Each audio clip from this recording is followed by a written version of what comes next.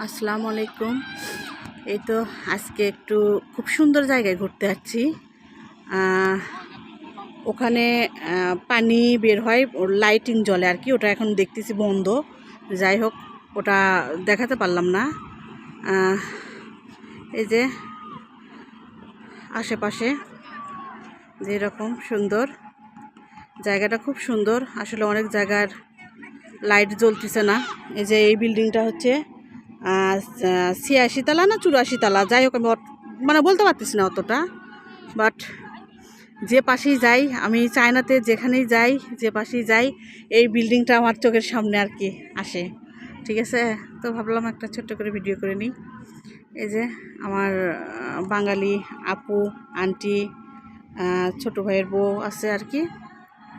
এই যে এই জায়গাটাও সুন্দর, এখানেও নাকি লাইটিং জ্বলে। এখানে আমি এখনও দেখিনি, বাট আজকে আসলাম দেখার জন্য, কিন্তু দেখতে পারলাম না দুর্ভাগ্যবশত। আর এই যে আমাদের বাচ্চা কাচ্চা ওই যে ওখানে আছে। এই যে তিহানবাবু, রামিসা আইছে, রেদন আইছে। এই যে আশেপাশে এই দিক দিয়ে মানে বাগানের মতো আর কি, বাগানই এগুলো হচ্ছে লোকের গাছ আছে, এখানে গাছপালা আছে।